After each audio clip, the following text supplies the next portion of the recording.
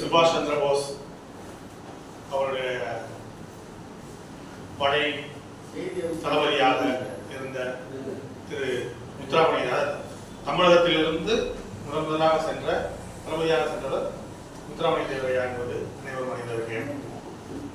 அவருடைய இனத்தை சேர்ந்தவர்களுக்கு அவருடைய இடம் சொல்லாங்க. நான் சொல்றதுக்கான காரணங்கள் அவரை பற்றி புகழ்வதற்காகவே இந்த விடயத்தை சொன்னாலும் நான் வேறொரு விஷயத்தை சொல்ல வருவதனால இந்த மாதிரி சொல்ல வரேன். இன்னைக்கு அரசியல் ரீதியாக எடுத்துக்கிட்டோம்னா இன்றைக்கும் 234 தொகுதிகளில் 10 ஆட்களாக அனைத்து இனங்களையும் சேர்ந்தவர்களைத்தான் தேர்ந்தெடுத்துக் கொண்டே இருக்காங்க. முதலியார் 10 பேர், தேவர் 10, நாடாள 10 பேர் அப்படிங்கிறவங்க தான் இன்னைக்கு எம்எல்ஏவா இருக்காங்க. இப்படித்தான் இன்னைக்கு தேர்ந்தெடுத்துக்கிட்டே இருக்காங்க. அப்படி ஒரு இனத்திற்கு ஐயா தலைவராக இருந்தாலும் அவர் இனம் கடந்தவர் என்பதில் எந்த விதமான சந்தேகம் இல்லை. ஆனால் நான் மதுரையில் பிறந்தவர் என்பதனால ஒரு குறிப்பையும் சொல்ல வருகின்றேன்.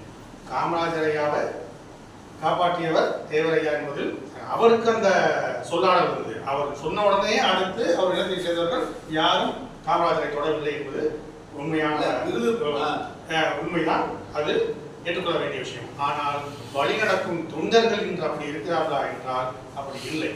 மதுரையில் தமிழகத்தில் 2 பெரிய சிலைகள் 2 இடத்துல இருக்கு. ஒன்று நம்ம நந்தனத்துக்கிட்ட தேவரையாவுடையது, இன்னொன்று மதுரையில் இருக்கக்கூடிய தேவர் சிலை. இவை 2 வெண்கலத்தால் சிலைகள், மிக உயரமான சிலைகள். அன்று நடக்குகின்ற கூட்டத்தை பார்க்கிறீர்கள் என்றால் மதுரையில் இருக்கின்ற எல்லா கடைகளும் படைக்கப்பட்டது. இது நிச்சயம். என்ன இதை நான் சொல்வதற்கு மிக வருத்தப்படுகிறேன். ஏன்னால் அவருக்கு அப்புறம் அவர் அந்த கூட்டத்தை கட்டுப்படுத்துவதற்கான ஆட்கள் அவருக்கு அப்புறம் யாரும் வரவில்லை என்பது ஒரு வருத்தத்திற்குரிய செய்தி. சரி, இதே தான் அவங்களுக்கு மட்டும் தானே பார்த்தோம்னா அப்படி இல்லை. மற்றொரு இனம் பத்திரிகை துறையில சிறந்து விடுகின்றது. அதுதான் போன முறை ஒரு 10 வருடங்கள் நம்மளுடைய நாட்டை சீரழிப்பதற்கு காரணமாக அமைகிறார். அவரு தன்னுடைய இடத்தை அந்த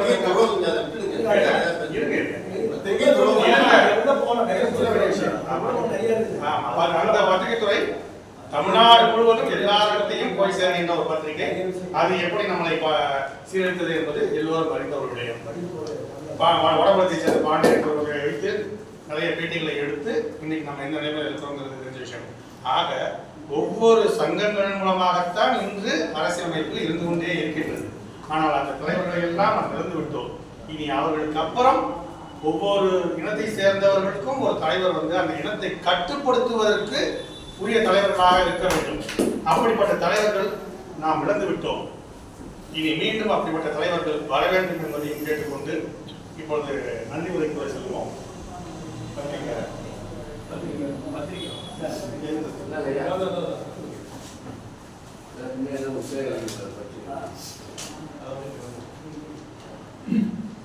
மிக அருமையாக திருவள்ளுவரை பற்றி இங்கு கவியரங்கம் கவிபாடிய பெருமக்களுக்கும் ஐயா முருகன் ஐயா ஒரு விடயத்தை ஆரம்பித்து வைக்க மூன்று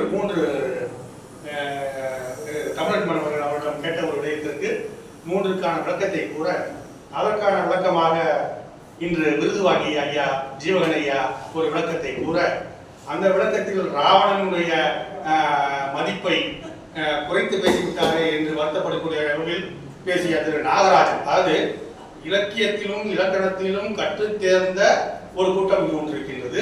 அதற்கு தலைமை காணக்கூடிய ஒரு ஆட்கள் இருக்கின்றார்கள். அதை பற்றி விளக்கம் கொடுக்கக்கூடிய மற்றொருவர் பட்டிமன்ற பேச்சாளராக ஒருவர் இருக்கின்றார்.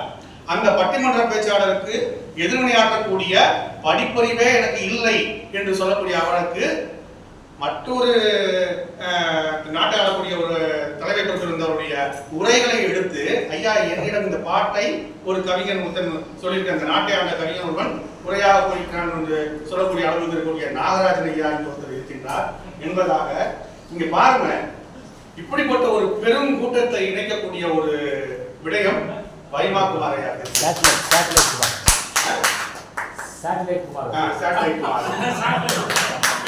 வைமாகுமார் ஐயாவுக்கு பன்முக திறமைகளை கொண்ட ஒரு ஆளுமைகளை ஓரிடத்தில் அமர வைத்து 734 நிகழ்வுகளை நடத்தியிருக்கிறார் என்பது உண்மையிலேயே பெருமைப்படக்கூடிய அவருக்கு ஒரு சொன்ன மத்திய அரசை, அதாவது இந்த நிகழ்வில் இருக்கக்கூடிய அத்தனை ஆளுமைகளும் எனக்கு தெரிந்து நான் வந்து ஒரு 20 நிகழ்வுகளில் தான் கலந்து கொண்டிருக்கிறேன். அந்த 20 நிகழ்வுகளிலும் இந்த ஆளுமைகள் இருக்கின்றார்கள். இவர்கள் மற்ற இடத்தில் இருப்பதை விட இங்கு அவர்களுக்கு எந்த விதமான நேரங்களும் அதுவும் ஒதுக்கப்படாமல் அவர்களுடைய கருத்துக்களை கூறுவதற்கான வாய்ப்புகளை அளிக்கக்கூடிய ஒரு மன்றம் என்றால் அது தமிழ்நாடு திருவள்ளுவர் கழகம் தான். இந்த கழகம் ஒன்றுதான் அனைவருக்குமான நேரத்தை அவர்களுக்காக ஒதுக்கி அவர்களை பேசுவதற்கு வாய்ப்பளித்து அதற்குரிய ஒரு தலைமையை உட்கார வைத்து கேட்கக்கூடிய தகுதி என்றால் அதுதான் தாக்கு தீபாக என்று பெயரை மட்டும் எப்படி வழங்கக்கூடிய தகுதி பேசுங்கள் என்ற வாய்ப்பை அளித்து நான் அமர்ந்து கேட்கின்றேன் என்ற ஒரு தலைமையை இங்கே கொடுத்திருக்கின்றார்கள். சீர்படுத்தி செல்லக்கூடிய சீராளர் திரு மதியரசு ஐயாவை வைவாக்குவாரையாருக்கு நண்பராக கொடுத்திருக்கிறார்கள். எந்த விதமான தலைப்பை கொடுத்தாலும் பேசுவதற்கு நான் தயார் என்று பேசக்கூடிய ஐயா கவிஞர் முத்துராமலிங்க ஐயா கொடுத்திருக்கிறார்கள். சமயம் மட்டுமல்ல, நீங்கள் பட்டிமன்ற தலைமையில் என்னை வைத்தாலும் கவியரங்க தலைமையில் என்னை வைத்தாலும் என்னால் அதை ஆளுமையோடு செலுத்தி நடத்திவிட முடியும் என்று கூறக்கூடிய பொருணைமாயன் ஐயாவை இங்கே கொடுத்திருக்கிறார்கள். எனக்கு முன்னால் என்னுடைய நிகழ்வுகளுக்கு முன்னால் இருந்து கவிஞர் ஐயா வைமாக்காரர்களது பயணித்துக் கொண்டிருக்கிற தண்ணீர் குளம் தாசனையா என்ற கவிஞரை இந்த மன்றம் பெற்றிருக்கின்றது. பார்வையாளர்களாக தங்கராஜ் ஐயா மற்றும் சிலர்கள்லாம் பார்வையாளராக இருக்கிறார்கள். அவர்கள் அன்று முதல் இன்று வரை அவர்கள் இருக்காங்க. அதில் அவர் சொல்லாமல் போமா அவர்கள் கடைசியில் சொல்லிக்கலாம்.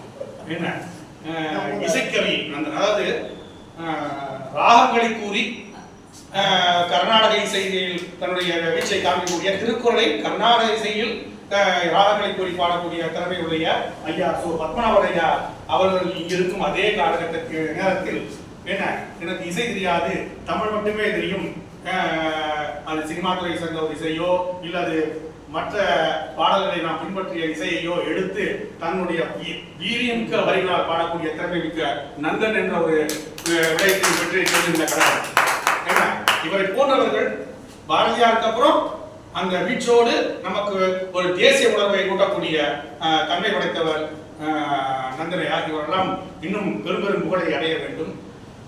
பத்திரிகையாளர் ராஜனையா அவர்கள் ராஜனையா வந்திருக்கிறார்கள். தண்ணீர் மேலாண்மை நீர் மேலாண்மையில் இருக்கக்கூடிய ஐயா துரைராஜ் ஐயா வந்திருக்கிறார்கள். அவர்களுக்கு என்னுடைய நன்றி. ஐயா உங்களுடைய பேரு பொள்ளாச்சி சண்முகநாதன் ஐயா அவர்கள் வந்திருக்கிறார்கள். அவருடைய கவிதை இன்று மிக அருமையாக இருந்தது. ஐயா பாலகுரு ஐயா அவருடைய கவிதையும் இங்கு மிக அருமையாக இருந்தது. எப்பொழுதுமே நன்றி உரை ஆற்றும் இடத்தில் வந்து தன்னை இணைந்து கொள்ளும் ஐயா நாகராஜ் ஐயா இன்று அந்த இடத்தை எனக்கு கொடுத்து விட்டு அவரும் கவிஞராக நுழைந்து விட்டார். அவருக்கு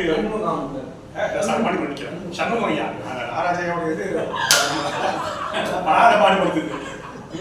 சண்முகம் ஐயா அவர்கள் இன்று கவிதை பாடுவதற்கு உள்ளே வந்துவிட்டார். அவர்களுக்கு இது இன்று நம்முடைய இயக்கத்தில் மணி ஐயா அவர்கள் அழகாக பராசக்தியினுடைய ஒரு பாடலை பாடி மறைமொழியாளர்களுடைய வாரிசான பச்சையப்பன் ஐயா அவர்களுக்கு நம்முடைய சங்கத்தின் சார்பாக நன்றி. தலைவரினுடைய உற்ற துணையாக இருக்கக்கூடிய ஐயா முருகையன் ஐயா அவர்கள் இவர்களோடு நமக்கு நிலவழகன் ஐயா அவர்களுக்கும் என்னுடைய நன்றி. இவர்களோடு இவர் நமக்கு தொந்தரவு கொடுக்கிறாரா இல்ல நமக்கு உதவி செய்கிறாரா என்ன என்பது மட்டுமல்லாமல் எல்லோருடைய மனதிலும் குறும்புத்தனத்தோடு இன்று வரை இருக்கக்கூடிய வித்தக கவி என்ன நம்முடைய வீச்சார் என்ன அனைவரையும் கவரக்கூடியவர் வித்தக கவி அவர்கள் வந்துட்டாலே அந்த ஏரியா கழகம் அவரையும் பெற்றிருக்கிறது இந்த கழகம். அவருக்கும் என்னுடைய வாழ்த்துக்கள். ஐயா நந்தன் ஐயா சங்கமா தம்பி புதுசா எல்லோருக்கும் நன்றி, வணக்கம்.